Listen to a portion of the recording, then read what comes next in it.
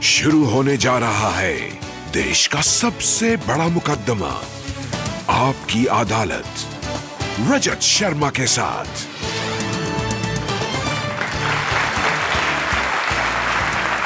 नमस्कार, आपकी अदालत में आपका स्वागत है। आपकी अदालत में आज पेश करेंगे एक ऐसी शख्सियत को जिसे उनकी सादगी के लिए, सरलता के लिए, सहजता के लिए जाना जाता है, लेकिन इन्होंने बड़े बड़े काम किए हैं। इनके ऊपर बहुत बड़ी जिम्मेदारी है देश की सुरक्षा की, हमारी सरहदों को महफूज रखने की। प्लीज वेलकम भारत सरकार के रक्षा मंत्री मनोहर पारिकर।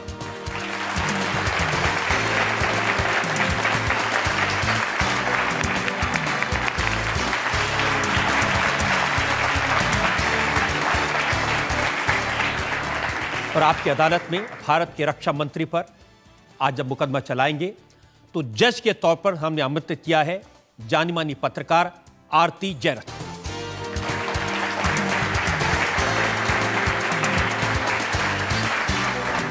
इससे पहले कि आज का मुकदमा शुरू करें, आज की जज आरती जैरथ की इजाजत चाहेंगे आज की कार्रवाई शुरू करने के लिए।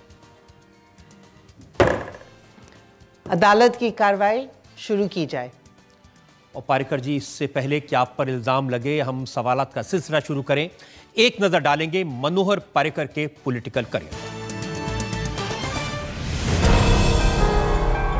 भारत के रक्षा मंत्री मनोहर पारिकर मुंबई आईआईटी के ग्रेजुएट हैं। मनोहर पारिकर गोवा में आरएसएस के एक्टिविस्ट थे।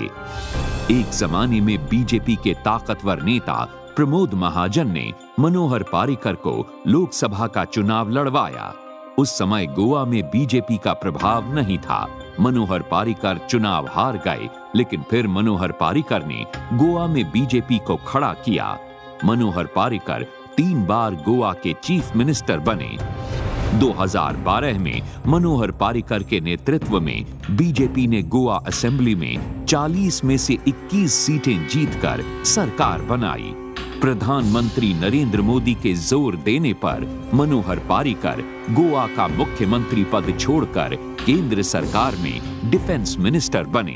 अपनी ईमानदारी और सादगी के लिए प्रसिद्ध मनोहर पारिकर आपकी अदालत में अपनी पैरवी खुद करेंगे। तो मुकदमा शुरू होता है। आपकी अदालत में पहला इल्जाम भारत के रक्षा मंत्री मनोहर पारिकर पर। आपकी अदालत में रक्षा मंत्री मनोहर पारिकर पर इल्जाम है कि ये दिल्ली से दूर भागते हैं। पारिकर जी, ये सही है कि आप गोवा में चीफ मिनिस्टर थे, बड़े खुश थे, वहां पर लोगों का बहुत प्यार मिलता था और दिल्ली आना नहीं चाहते थे आप? ऐसे तो दिल्ली आने का मूड नहीं था।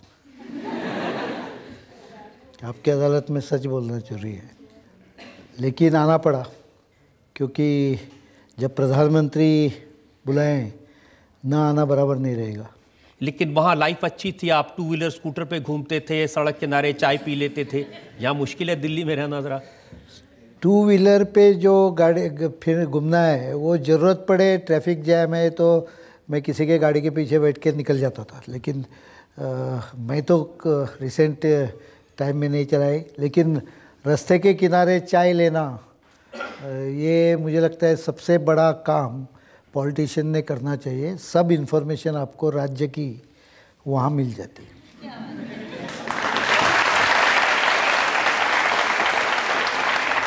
लेकिन अब दिल्ली में आने के बाद तो लाइफ मुश्किल हो गई।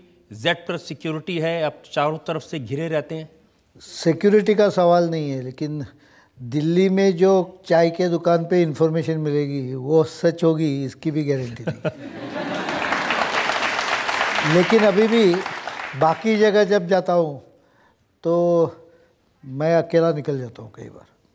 लेकिन दिल्ली में आके आपकी जो सिंप्लिसिटी है, सादगी है, इसको मैंने सुना मिसअंडरस्टैंड कर लेते हैं। आप 5 स्टार होटल में गए तो दरबार ने रोक दिया, ये कौन है?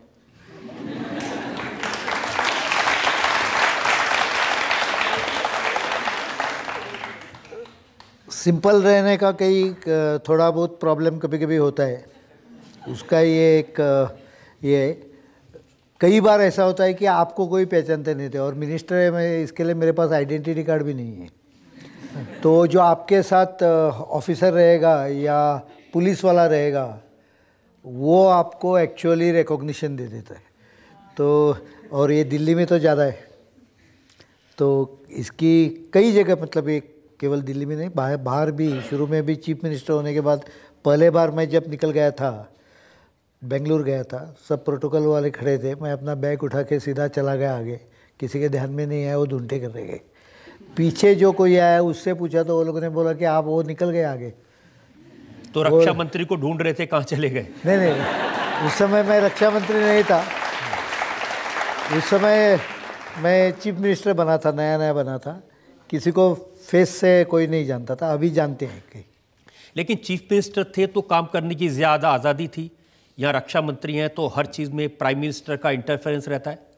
मेरे इसमें अभी तक अनलेस मुझे ज़रूरत हो, प्राइम मिनिस्टर ने मुझे कुछ भी डायरेक्शन स्पेसिफिकली किसी में भी नहीं दिया है। ये प्राइम मिनिस्टर का इंटरफेरेंस, ये मामले मैं प्रेस से ज़्यादा सुनता हूँ। In reality at least as far as I am concerned, जो चीज़ मल्टी डिपार्टमेंट की रहती है वहाँ प्राइम मिनिस्टर के ऑफिस से कभी कभी हेल्प लेना पड़ता है। अभी समझो OROP का मामला आ गया तो उसमें एक फाइनेंस है, हम है, तो ऑटोमेटिकली PM ऑफिस या PM का मदद लेनी पड़ी, लेकिन बाकी चीज़ों में कभी इंटरफेरेंस नहीं। ये इसलिए मामला उठा कि दिग्विजय सिंह जो कांग्रेस के नेता हैं, उन्होंने कहा कि फ्रांस में प्राइम मिनिस्टर फाइटर एयरक्राफ्ट खरीद रहे हैं और जो रक्षा मंत्री हैं ये गोवा में मछली खरीद रहे हैं। हमारे गोवा में मछली लोग खाते हैं और लोगों का बिलीफ है कि मछली खाने से उनकी दिमाग जो होता है, इंटेलिजेंस, उसमें काफ़ी बढ़ोतरी आती है, probably because of omega-9। I had advised Digvijay to start eating fish. He needs it. Prime minister France में थे, मैं गोवा में था और वहाँ कार्यक्रम था, मैं खरीद नहीं रहा था। वहाँ कार्यक्रम था जो फिशिंग के ऊपर मैंने चालू किया था, और cage fishing in sea was an successful experiment Goa में। तो वो लोग मेरे लिए राह देख रहे थे कि वो केज फिशिंग से जो फिश आया वो मेरे हाथ से उसका इनॉग्रेशन करना चाहते थे। तो I as a Goan naturally I love fish, so I picked up one fish to see the weight. तो वो फोटो वो आई थी, मैं खरीदने नहीं गया था। ऐसी फोटो आएगी तो मीडिया में तो छपेगी, तो क्या हो गया, उसमें कुछ तो ये नहीं है। लेकिन फिर आप नाराज किसी का मैं नाराज नहीं हुआ, मैं इतना ही कहा कि दिग्विजय सिंह को मच्छी की ज़रूरत है। दिमाग डेवलप होना है। कभी कभी आपको ये भी शिकायत रहती है कि दिल्ली के लोग आपके सेंस ऑफ ह्यूमर को नहीं समझते? मेरी शिकायत लोगों से नहीं है। कभी कभी जो मीडिया के लोग सवाल करते हैं उनको कभी कभी सेंस ऑफ ह्यूमर का ये नहीं रहता है, ये मेरी शिकायत। IIT में मुझे सेंस ऑफ ह्यूमर इतना था कि हमारे इधर PJ बोलते हैं, हमारे हॉस्टल में उसको परिकर जोक्स कहते थे। So I had a lot of small titbits which would you have to laugh, person increases his life and I would advise them also if they want to live longer, if probably the weather here and the climate is not and the atmosphere is not polluted, you may live up to 80-90s. You can't say about this polluted Delhi weather. So इसलिए आप बार बार गोवा चले जाते हैं दिल्ली छोड़ के? मुझे लगता है एक महीने में करीबन एवरेज, ऑन एन एवरेज 4 दिन मैं गोवा में रहता हूँ, और उसका कारण है 2 चीज़ें। एक तो मेरी फैमिली यहाँ नहीं आई, everyone stays, I am alone in the house.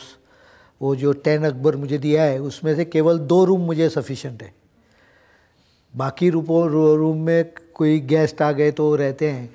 I stay there alone, that is one. So sometime you feel like going back to your family. Secondly, political इसमें मेरी स्ट्रेंथ जो आती है वो लोगों से आती है। Though I am elected as an requirement through Rajya Sabha, मैं राज्यसभा वाला आदमी नहीं हूँ नेचुरली, मैं ग्रास रूट वाला आदमी हूँ। तो गोवा में मेरी पब्लिक से स्ट्रेंथ आती है। I think for example the clapping charges me to give your reply better. अब देखिए, आपकी जो रिप्लाईज हैं हमेशा मिसअंडरस्टूड हो जाती हैं। आप 60 साल के हुए तो आपने रेफर किया कि जब हम होंगे 60 साल के, जब तुम होंगी 55 की।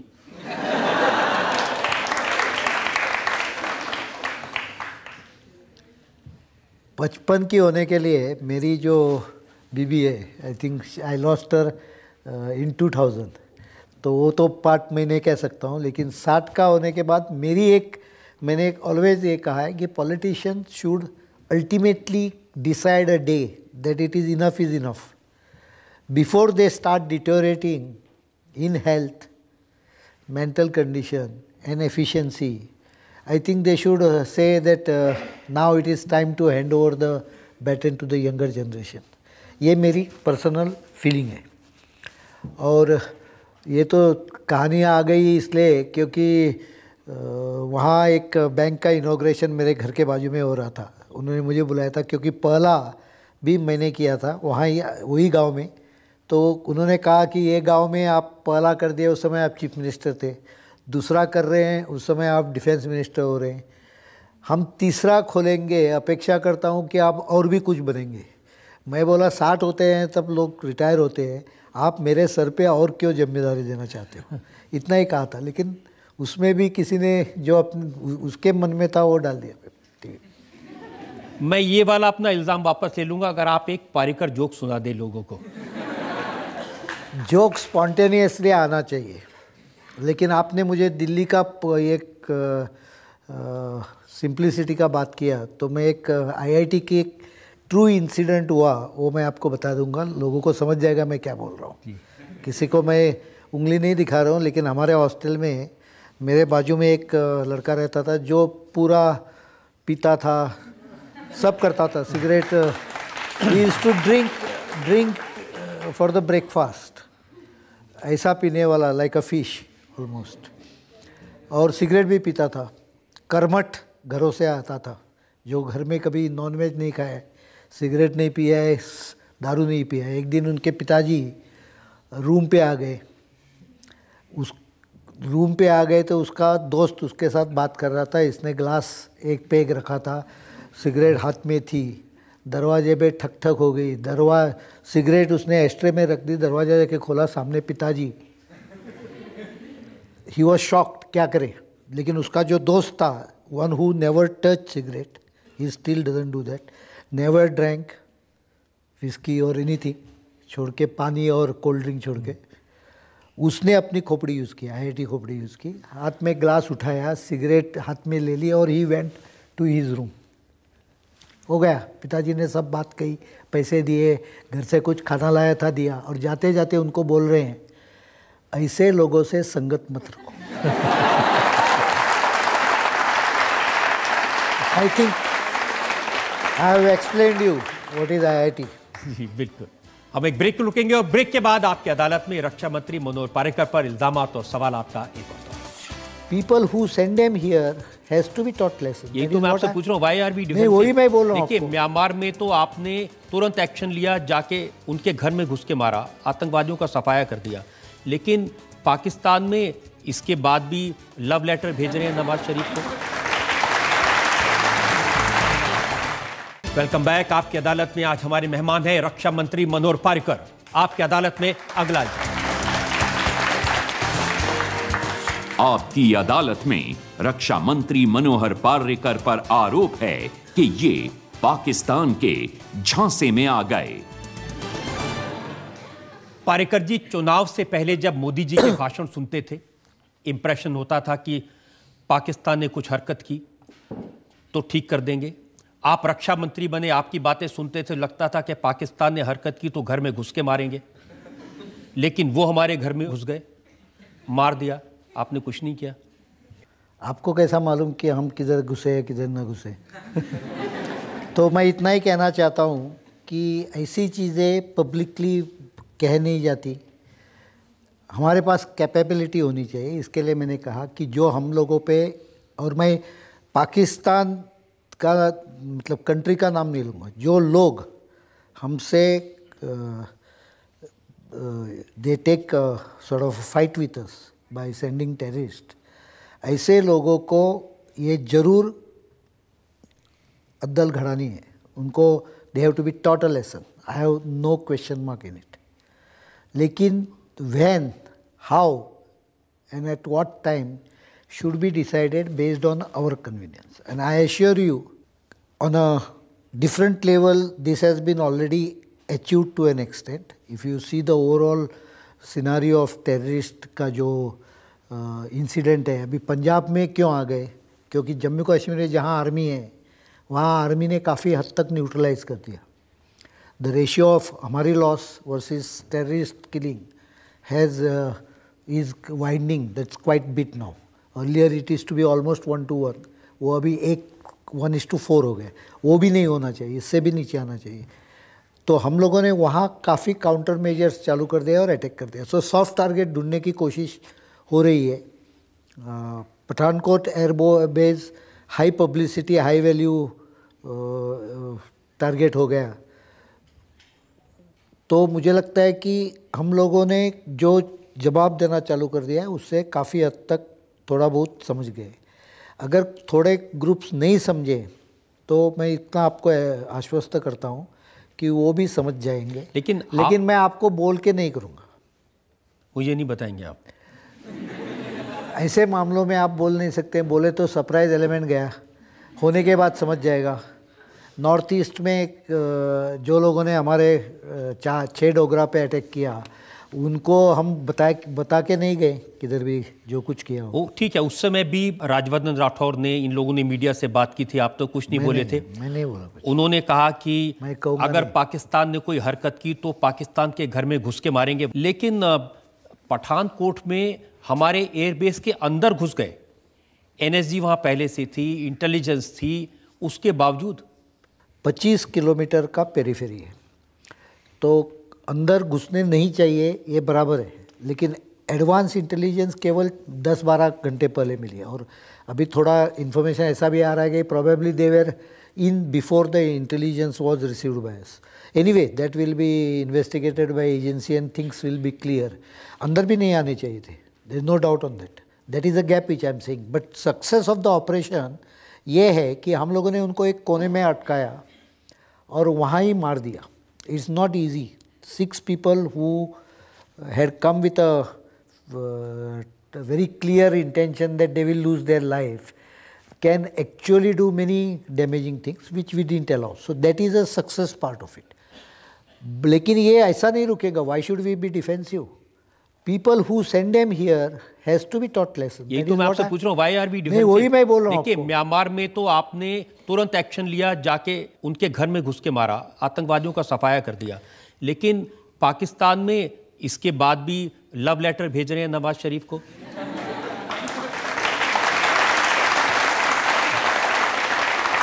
एक तो म्यांमार में कब करेंगे, कैसा करेंगे और कहाँ करेंगे, वो जो इंसिडेंट आप कोट कर रहे हैं, I can tell you the exact spot where we did it. इसके बारे में हम लोगों ने मीडिया को एडवांस ब्रीफिंग नहीं दिया था. राइट आप पोस्ट फैक्टो बोल रहे हैं जो कुछ बोल रहे हैं. सेकेंडली आपका एसम्पशन है बेस्ड ऑन वेरियस इंफॉर्मेशंस कि वो एक पर्टिकुलर जगह पे हुआ है. वो हम we don't diverse that, but we did it because we had proper intelligence, proper capability and the time was right. So हम लोगों ने वो आपने किया, पूरे देश ने आपको सलाम किया. मैं अभी भी बोलता हूँ कि यहाँ भी जो लोग ये हमारे ऊपर, that's why I said those who inflict pain on us, we will definitely inflict pain back on them because they will not understand unless the pain is inflicted on them. और ये मैं लव लेटर की बात नहीं कर रहा हूँ, लेकिन उसमें मैं आगे एक क्लॉज ऐड कर दिया कि वो जब करे, कब करे, कैसा करे, इसके बारे में मैं कुछ कहूँगा नहीं, हमारे चॉइस से. लेकिन ये तो आप कह सकते हैं कि दावे से आपको ये मालूम है कि जो पठानकोट में हुआ उसमें पाकिस्तान की फौज इन्वॉल्व थी, पाकिस्तान के एयरबेस पर उन्होंने रेकी की थी. मैं आपको इतना कह सकता हूँ कि इसके जो पुशर थे वो पाकिस्तान में थे. बाकी डिटेल अभी नहीं बोलता हूँ, लेकिन क्योंकि कई चीज़ें ऐसी होती हैं कि आप लोगों में बोलते नहीं. For example what you do and what happens in the bedroom no one tells the world. So ऐसे ऑपरेशन में कभी दुनिया को नहीं बताई जाती है। जो कुछ करने वाले हम करेंगे जरूर।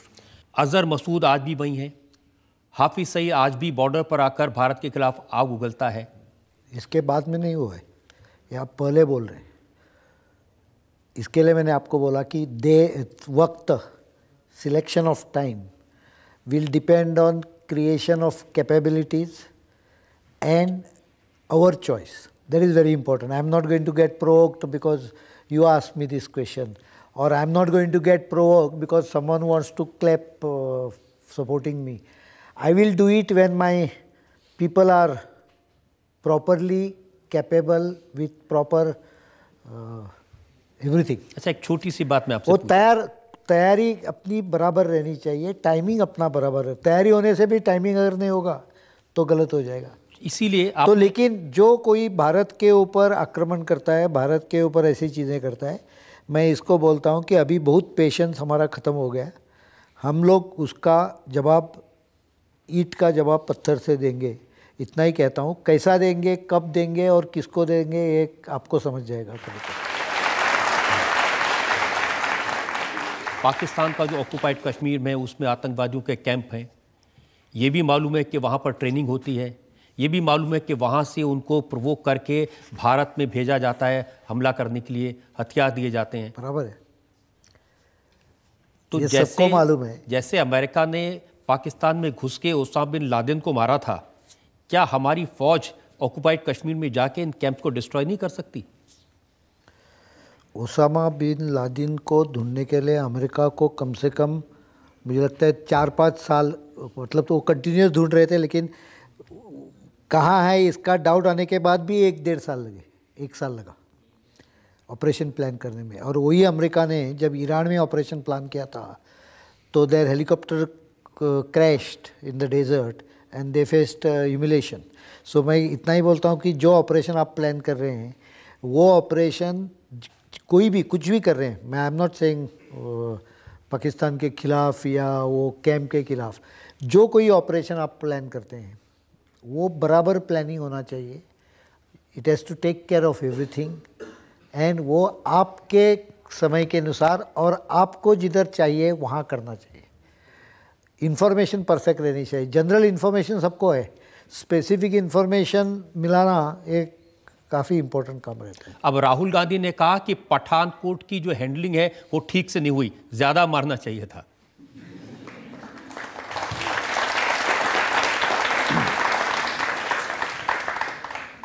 पठानकोट की हैंडलिंग परफेक्ट हुई है, उसमें कुछ मुझे नहीं लगता है कि देरी हुई है। आर्मी पूरी कंट्रोल में थी, आर्मी एरिया थी, आर्मी के मतलब एयरफोर्स की एरिया थी, डिफेंस की एरिया थी, आर्मी पूरी कंट्रोल में थी। इनफैक्ट जो लोगों को मारे गए हैं उनको मारने में जो हथियार यूज़ किए गए, एनएसजी और आर्मी के जॉइंट ऑपरेशन में वो लोगों को मारे गए। पहले दिन में 3 जो मारे, एक तो डीएससी जवान ने मार दिया, बाद में जो 3 मारे उनको तीनों मारने में आर्मी और एनएसजी जॉइंटली ऑपरेटिव थी। ये सब स्पेकुलेशंस है। इनका पहले का स्टोरी ले लो, आप एक 10 बरस पहले जाओ, आर्मी के कैंप पे ये होके 42 आर्मी की फैमिली के लोगों को ये टेररिस्ट ने मार दिया था, याद है आपको? जी। कश्मीर में यहाँ भी 3000 फैमिलीज है, और जहाँ ये ऑपरेशन हुआ वो ऑपरेशन एरिया से 100-150 मीटर पे रेजिडेंशियल एरिया चालू हो जाती है। यहाँ सक्सेस ऑपरेशन का है कि उनको हम लोग वहाँ जरा भी नहीं जाने दिए। They were virtually cornered in spite of heavy ammunition. अभी मैं वो भी बोल दिया कि अंदर आए ही कैसे, वो तो उसमें कुछ तो थोड़ा बहुत कम हो गया टेक्निकली, लेकिन आ गए। लेकिन हम लोगों ने उधर के उधर रुकाया और उधर के उधर उनको एलिमिनेट किया और पूरा सिनर्जी के साथ ऑपरेट किया। ये सवाल और बाकी है कि क्या पाकिस्तान जो कह रहा है कि हमने रेड्स किए हैं, हमने आतंकवादियों को पकड़ लिया है, हमने किसी को कोर्ट में पेश कर दिया है, हम उनके खिलाफ एक्शन लेंगे, क्या हम पाकिस्तान पर यकीन कर सकते हैं? एक्चुअल जब वो कोर्ट में प्रेजेंट करेंगे और जेल में डालेंगे या हमारे हवाले कर देंगे, उसी समय फाइनल कन्फर्मिटी आ सकती है। तब तक सुनेंगे, अच्छा है, कुछ नहीं कर रहे थे, बोल भी नहीं रहे थे, एक्सेप्ट भी नहीं कर रहे थे, वो लोग अभी एक्सेप्ट करने लगे, लेकिन that is not the full solution. आपने ज़्यादा नहीं बताया, लेकिन आपकी बात सुन के भरोसा होता है कि कम से कम हमारी सरहदें महफूज हैं और आतंकवादी नहीं घुस सकेंगे। मुझे एक लास्ट में ऐड करता हूँ, हमारा देश ऐसा है कि हमारे देश ने दूसरों के ऊपर कभी झगड़ा नहीं किया या दूसरों के ऊपर सत्ता नहीं जमाई अपनी। श्रीलंका के रामायण में भी बात होती है, जब रावण को हराया तो उसके भाई को सत्ता दी। हमारे देश ने ऐसा ही किया है, लेकिन इसका मतलब ऐसा नहीं है कि हम इतने ताकतवर न बने कि बाजू वाले को हम पे कुछ भी करने का फ्रीडम मिल जाए। एक ही सेंटेंस से I will explain you. Sanskrit मुझे नहीं आती, इसके लिए नहीं बोलता हूँ, लेकिन यज्ञ में जो बलि जाता है वो अज का जाता है। लायन इज नेवर सेक्रीफाइस्ड इन अ यज्ञ।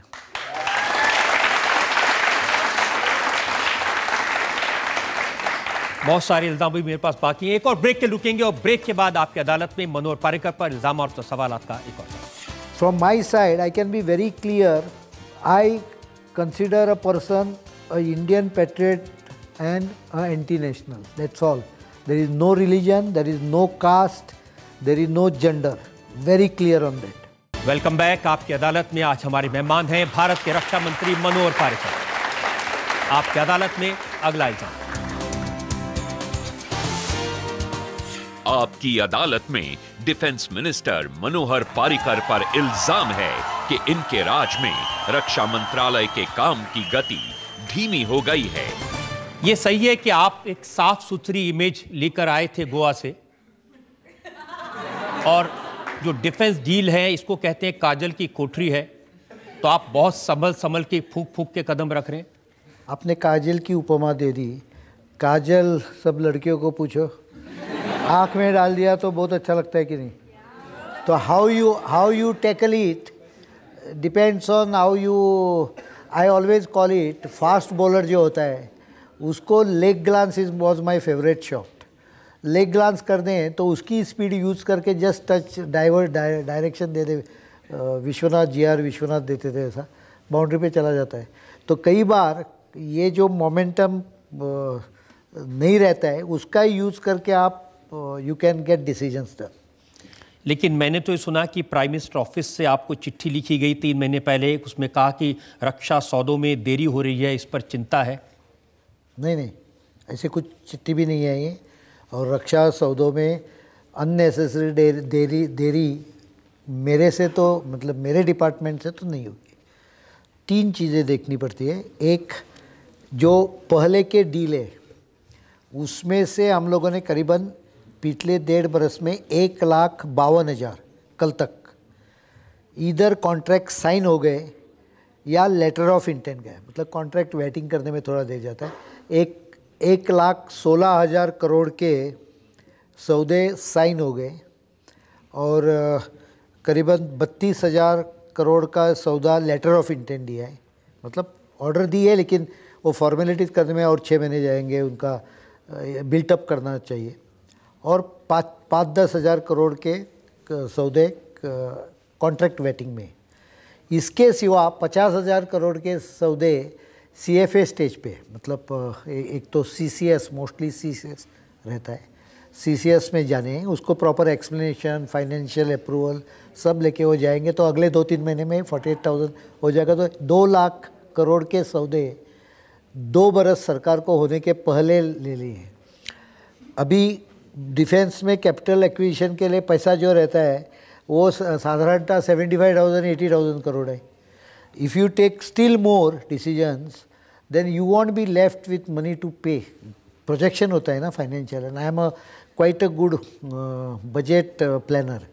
तो अगले 10 बरस का बजट क्या रहेगा उसका अंदाज करके हम लोग पुश कर रहे हैं आगे, और उसमें मुझे लगता है एक स्टेप थोड़े हम आगे ही हैं, पीछे नहीं है। लेकिन 2 स्टेप डालना है तो आगे के पैसे की भी व्यवस्था करनी पड़ती है। ऐसा नहीं है कि इसलिए सवाल उठे, ये मैगजीन में पूरी कवर स्टोरी छपी जिसमें लिखा कि किसमें, ये इंडिया टुडे मैगजीन है और इसमें कवर स्टोरी थी और उसमें लिखा था कि मनोहर पारिकर की चाल कछुए जैसी है।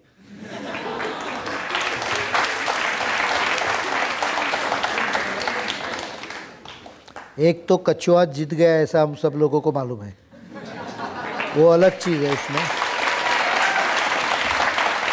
वो स्टोरी में जो स्टोरी कछुआ और क्या बोलते हैं रैबिट को, खरगोश, उसके इसमें कछुआ जीत गया ऐसा स्टोरी में है, तो वो अलग चीज़ है। लेकिन गति मैं आपको बता दिया, वो लिखने में इजी होता है। मैं आपको उन्होंने जो एग्जांपल दिया वो बताता हूँ। उन्होंने लिखा अपग्रेडेड मिराज 2000 के लिए लेजर डेजिग्नेटर पॉड चाहिए 3115 करोड़ का, ये रक्षा मंत्रालय में पेंडिंग है। मिड एयर रिफ्यूलर चाहिए एयरक्राफ्ट, ये पेंडिंग है 9000 करोड़ का CCS में। स्पाइस एयर टू सरफेस बम 700 करोड़ इस पर खर्चा होना है, ये फंसा हुआ है deal. Black shark torpedo 650 crore का, ये CCS में पड़ा हुआ है। You want explanation on everything? Black Shark Torpedo is Fan Mechanica company. It is blacklisted. इसके लिए रुका हुआ है और उसमें एक निर्णय वो जो हेलीकॉप्टर डील का लफड़ा हुआ है वही कंपनी की सिस्टर कंपनी है, इसके लिए रुका हुआ है। बाकी तीनों में उसका इन्फॉर्मेशन गलत है। पहला CCS में पहुंच गया है, दे वांट सम क्लैरिफिकेशन, वो अप्रूव हो जाएगा, उसमें प्रॉब्लम नहीं। दूसरा और तीसरा उनकी इन्फॉर्मेशन गलत है। ये सही है कि किसी डील में आपको गड़बड़ी की जरा सी गंध आ जाए तो आप उसको तुरंत रोक देते हैं। एक में भी मेरे कारण जरा भी स्पीड कम नहीं है, उल्टा मैं आपको बता सकता हूँ अभी कितने सौदे कहाँ अटके हुए हैं, क्यों अटके हुए हैं, there are reasons for it. देखिए, जब आप फाइनेंशियल डीलिंग करते हैं उस समय आपको अगर कीमत बहुत, अभी स्पाइस जो बोल रहे हैं उसमें वो लोगों ने बहुत हाई कोट किया है, मैं दे दूं क्या पैसा? अभी राफेल डील आ गया, ओरिजिनल जब कोट खुला 21 तारीख को, जो फिगर कोट किया था वो अगर मैं दे दूं तो ये इंडिया टुडे लिखेगा कि पर्रिकर ने कुछ तो सौदे में घोटाला किया। तो when you go to the market, if you fix a timeline की भी चीज़ें होती है। आप मच्छी खरीदने जाओ, मैं मच्छी इसलिए ज़्यादा बोला कि तो दोपहर को 1 बजे तक खरीद के लेके आनी पड़ती है, फ्रेश मार्केट से लेके आनी है, तो उसके बाद में वो ख़राब हो जाती है। लेकिन बाकी आप फ्रीज लेने जाओ और कोई चीज़ लेने जाओ, अगर if you are not satisfied with the price, you move to the next shop or start bargaining with the first one. Until and unless you are satisfied with the price and the quality, you don't buy. खरीदना मतलब मैं कुछ भी चीज़ खरीद लूँ क्या? इसमें price satisfaction नहीं है। और अगर इनको चाहिए था, ये लोगों ने मेरे पास कांटेक्ट करके स्पेसिफिक क्वेरी भेजी होती तो मैं उनको डिटेल 1 to 1 समझा सकता। दूसरा मैं एक चीज़ आपको बोल रहा हूँ, रक्षा सौदों में पूरे पुराने ज़माने में डीलर्स का नेटवर्क था जो किकबैक एजेंट्स थे। अभी उनका धंधा नहीं चल रहा है, धंधा बंद हो गया। परेशान है वो। परेशान मतलब क्या, करोड़ों रुपए के जो कुछ हो रहे थे वो हम लोग प्राइस में कम कर रहे हैं, तो automatically they are disturb lot, they float lot of stories. ये स्टोरी के ऊपर मत जाइए, इसके लिए मैंने आपको फिगर दे दी और I am ready to challenge that figure. If anyone, because बीच में मैंने ये दे दी थी, कोई तो उसमें बोले कि ये सब किधर है, क्या है। अगर किसको लगता है तो उसने आने दो, उसको मैं एवरीथिंग अबाउट 10 करोड़ का सब लिस्ट दे दूंगा, ये खरे सौदे साइन हो गए करके। अगर देश के दुश्मन हम पर हमला करें, क्या हमारी जो डिफेंस है उसकी प्रिपेयर्डनेस काफ़ी है मुंह तोड़ जवाब देने के लिए? देश पे हमला करे तो we can definitely give them their own medicine, give them back in their own medicine, there is no doubt about it. लेकिन मुझे एक स्टेप उससे आगे जाना है। इसके लिए मैंने आपको उदाहरण दिया था, मुझे लगता है कई लोगों को समझा नहीं बराबर। आई सेड अज मीन्स गोट, बकरा जो होता है उसको ही यज्ञ में बलि दिया जाता है, लायन को नहीं दिया जाता है। ये जो मैं कहा उसमें हम लोगों को अभी we are not anymore the urge. We have definitely crossed that stage and we are quite strong. But we have to become lion so that no one looks at us.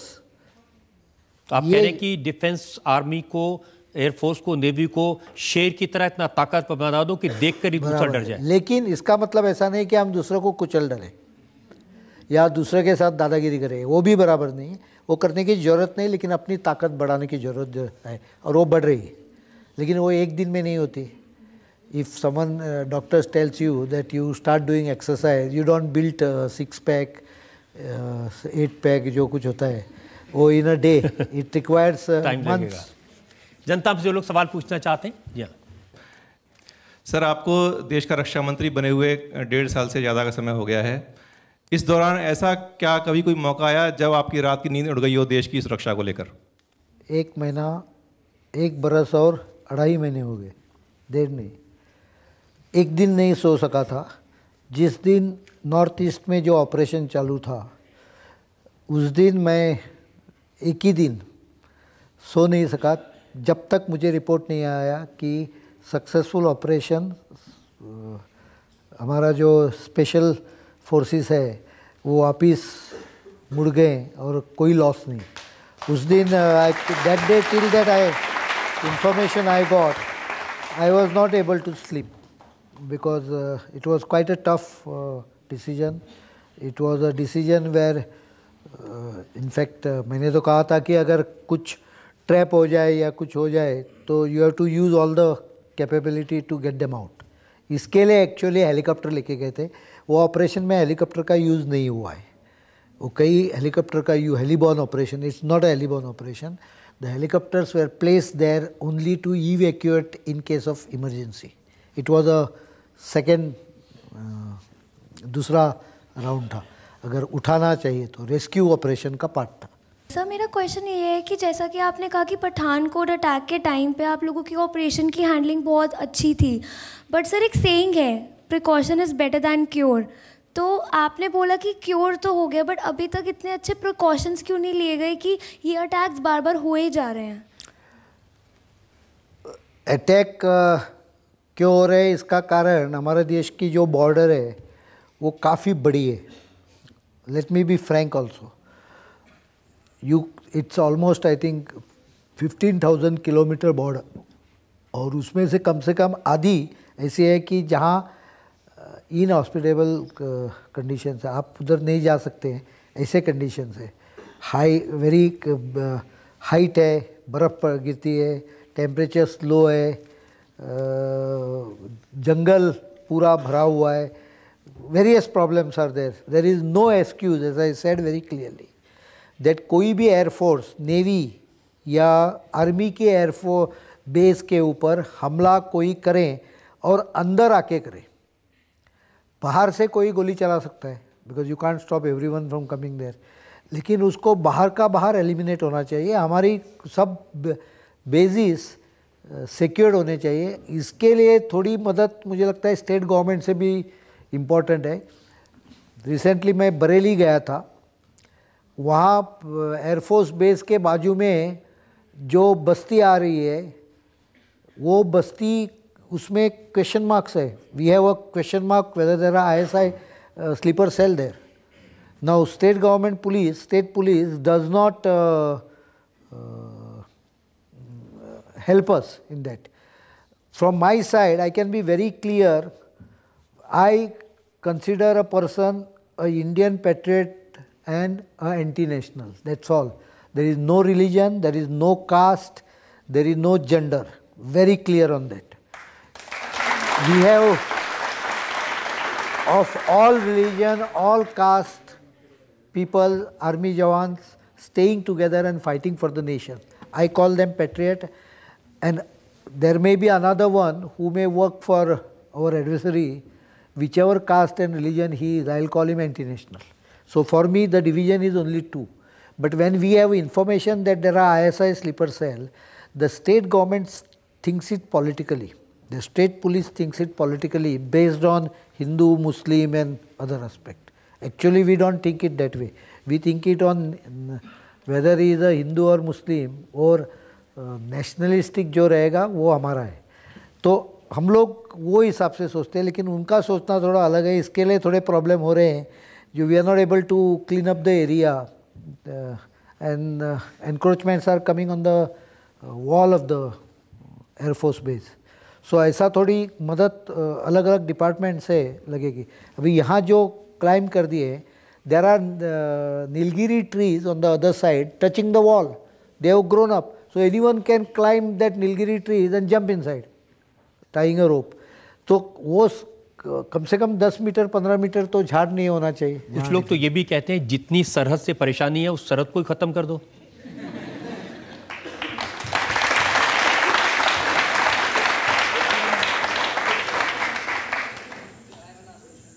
आपका ये शो बहुत popular हो गया। अगर मैं आपसे इसमें if I agree with you, but I tell you, जो सरहद है वो सरहद पूरी सेफ कर लो, इसके ऊपर मैं विश्वास रखता हूँ और वो करने की हमारी कोशिश है, हम लोग करेंगे।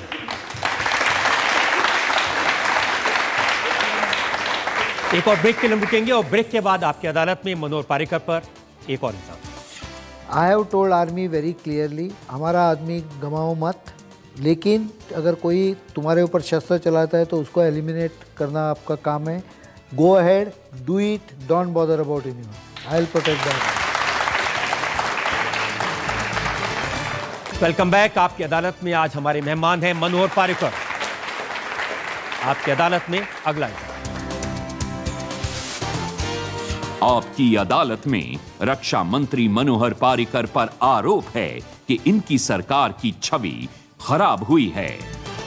रक्षा मंत्री होने के अलावा आप इस सरकार के बड़े स्तंभ हैं और आप ये मानते हैं कि दादरी में जो घटना हुई, एक मुस्लिम भाई को पीट पीट कर मार डाला, इससे आपकी सरकार की इमेज खराब हुई है? दादरी में घटना हुई वो बुरी घटना हुई, वो घटना से ज़्यादा मुझे लगता है कि हमारे कई लोग शब्द का इस्तेमाल उन्होंने बराबर करना चाहिए। इस देश में हर एक आदमी को ये the right, fundamental right to be treated equally. So किसी को सरकार रिलीजन, कास्ट, इसके ऊपर डिफ्रेंशिएट नहीं कर सकते, लेकिन कई हमारे इसमें से शब्द का उपयोग बराबर नहीं करते, because they don't know that sometime the words are even stronger than arrows. और दोनों में एक कॉमनलिटी है, छोड़ दिया कि आप रोक नहीं सकते। बड़ी संख्या में जो मुस्लिम भाई बहन हैं उनके मन में ये डर है, ये मोदी जी की सरकार है, ये पारीकर जी की सरकार है, ये राजनाथ सिंह की सरकार है, इस सरकार में मुसलमानों को डर के रहना पड़ेगा। मुझे नहीं लगता है ये, एक तो पहले मैं मेरे बारे में बोलता हूँ, बाद में सरकार के बारे में भी जवाब दे दूँगा। मैं ऐसे गोवा में मेजॉरिटी ले लिए जहाँ 34% majority, first time any political party getting 21 seat, ये पहले बार हुआ है। एक बार और हुआ था लेकिन उसके बाद में कई साल नहीं हुआ था। First time, that too BJP in a state which has almost 34% minority population. हमारे 6 उम्मीदवार MLAs ये कैथलिक समाज के हैं। वहाँ 27% कैथलिक और 7% मुस्लिम रहते हैं और उनको कभी प्रॉब्लम नहीं हुई। 2 हमारे खिलाफ जो है ओपोजिशन, वो काफ़ी कोशिश करती है पंप लगाने की, लेकिन मुझे नहीं लगता है उनको कुछ प्रॉब्लम हुआ है। अगर वो मुझे वोट कर सकते हैं तो बाकी देश भर लोगों ने इसके बारे में उनको सिग्नल भी है।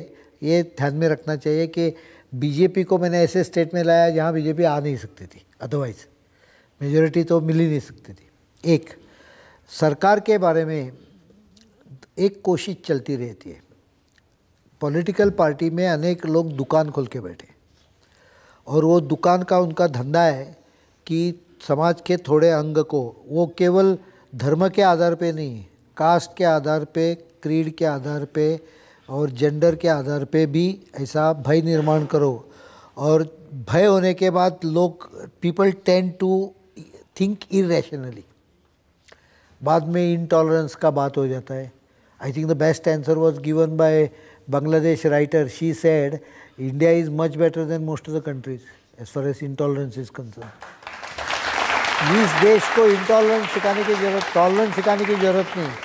लेकिन ये तो आपकी पार्टी के लोग हैं ना जिन्होंने कहा कि अगर मोदी जी को वोट नहीं देना तो पाकिस्तान चले जाओ।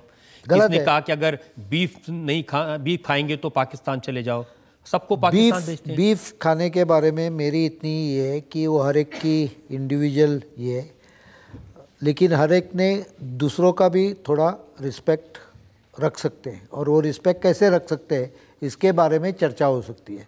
लेकिन actually what you want to eat except human being is your choice. लेकिन I will ask you one very simple question here before I go complete that. In US eating dog meat and horse meat is banned by law. मैं गलत है तो बोलने दो किसी को भी। अमेरिका इतना, जिसको हम आगे गया देश बोलते हैं, वहाँ भी कुत्ता और घोड़े को मारने में लीगल ये बैन है। तो ऐसा अगर किसी का फीलिंग रहता है ना कुछ चीज़ों पे, तो उसको गलत नहीं, मतलब गौ रक्षा के बारे में जो कायदे कानून हुए वो कांग्रेस के ज़माने में हुए हैं। गोवा में जो there is a ban on cow slaughter in Goa, a law passed by Congress government in 1978 when BJP was non existing in Goa. What I am trying to point out, ये मामले सेंटिमेंट्स के होते हैं और ये चर्चा करके करने चाहिए। इसके ऊपर किसी के खिलाफ कुछ स्टेटमेंट करना गलत है। वो मेरे पार्टी के लोगों ने किया या दूसरे पार्टी के लोगों ने किया, किसी ने भी किया तो गलत बोला तो गलत ही है। लेकिन उसमें और एक मैं चीज़ बोलता हूँ, there is certain section which tries to blow up issues. कोई भी गांव में भी कोई नेता कुछ बोले तो as if it is BJP का स्टेटमेंट है, ऐसे हिसाब से दिखाया जाता है। सो ये सब बीजेपी के बड़े नेता को ही बोले ऐसा नहीं है, कई बार छोटे मोटे कोई ये किया तो it has been sort of like, Delhi का इलेक्शन था उस समय चर्च में कितनी चोरी हो गई उसके बारे में रिपोर्ट आ रहे थे एक मीडिया पे। बाद में क्यों बंद हो गया, अभी सब चर्च में चोरी बंद हो गई क्या? For his information the number is same, the events are also similar. चोरी होती है पैसे के लिए होती है, वो पैसा जो होता है। लेकिन पारीकर जी, जो पार्टी के लोग इस तरह के वो गलत है, वो अगर उनके खिलाफ एक्शन क्यों नहीं लेते? पार्टी ने लिया है कई बार उसको, मतलब when he gives the explanation, his explanation कई बार मैं देखा है वो क्या बोल रहा है और अंग्रेजी में इंग्लिश में क्या आ रहा है उधर, उसमें फ़र्क रहता है। मैं खुद देखा है, I can show you if you show me all the way. तो कई बार वो मिस इंटरप्रिट करके भी उसको दिखाया जाता है, थोड़े बार वो गलत है। In fact you should not say anything which can become a controversy, you have to be very careful. That's why मैं पहले से बोला कि शब्द एरो जैसे, बाण जैसे होते हैं, वो एक बार छोड़ दिए कि जो जख्म करनी है वो करती है, you cannot take them back also. So we have to be careful. आपका भी एक बयान था जिस पर कंट्रोवर्सी हुई थी, जिसमें कहा था कि जो दूसरे देशों में जो लोग रहते हैं, अगर आप गल्फ में जाएंगे वहाँ भारत के जो मुस्लिम हैं उनको भी हिंदू बताया जाता है। ये मेरे नाम से किसने लगाया? ये आपके नाम से, ये हाँ, I remember, okay. I said Indians who go to the Gulf countries, they are being addressed as Hindus by many people in those areas, and they were, because for them the word Indus and Hindu is region based, not religion based. तो कई जगह ऐसे है कि मैं गोवा से आता था पहले, तो मुझे सब लोग कैथलिक समझते थे।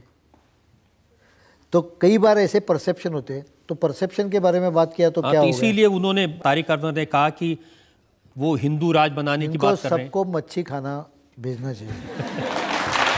They don't. You should first understand what is the context one makes the statement in. Whether I am degrading someone, I am saying that in Middle East, lot of people treat Indians as Hindus based on region based, not religion based. Indus ये word से हिंदू शब्द है, तो वहाँ रहने वाले ऐसा समझते हैं और वो कई लोगों को बोलते हैं, उनको मालूम है ये मुस्लिम है religiously, but still he consider them like for example BBC अभी भी हिंदुस्तान कहता है, इंडिया नहीं कहता है, भारत नहीं कहता है। सो ऐसे इशू को भड़का के दिखाना जाना भी गलत है। परसेप्शन करने की कोशिश चल रही है कई लोगों की। Whether we have been able to hammer it out is another issue. We need to have a strategy to hammer it out. How you can compare your effectiveness in combating the cross-border terrorism in comparison to the previous UPA government? कभी भी compare करके खुद को नीचे क्यों दिखाए?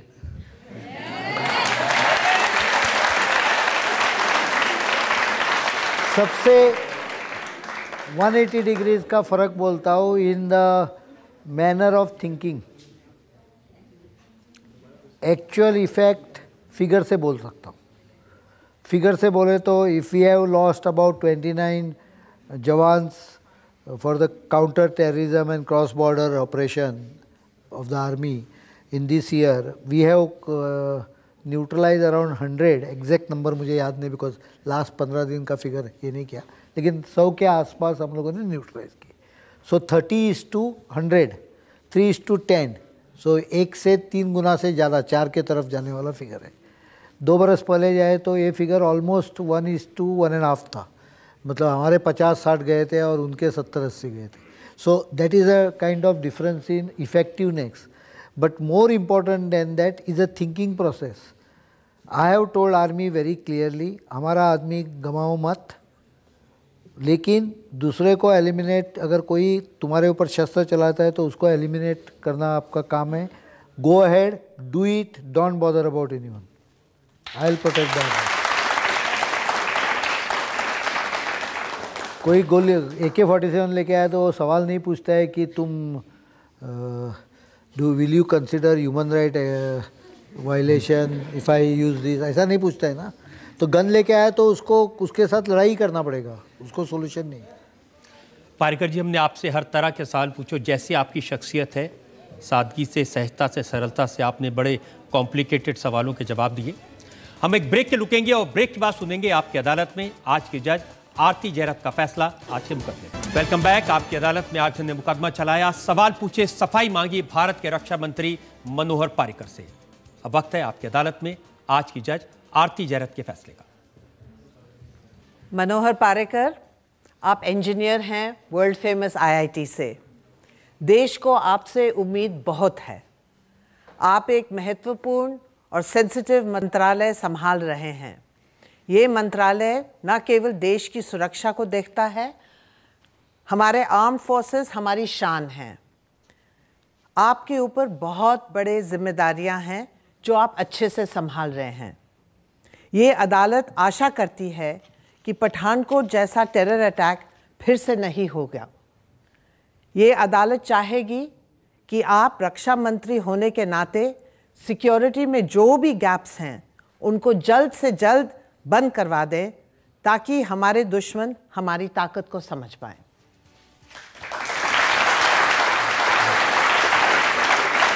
इस उम्मीद के साथ, इस विश्वास के साथ कि मनोहर पारिकर इसी तरह से भारत की रक्षा को संभाले रहेंगे और लोगों की भलाई के लिए काम करते रहेंगे। हमारी मुलाकात आपसे अगले हफ्ते होगी एक नई शख्सियत के साथ। तब तक के लिए नमस्कार।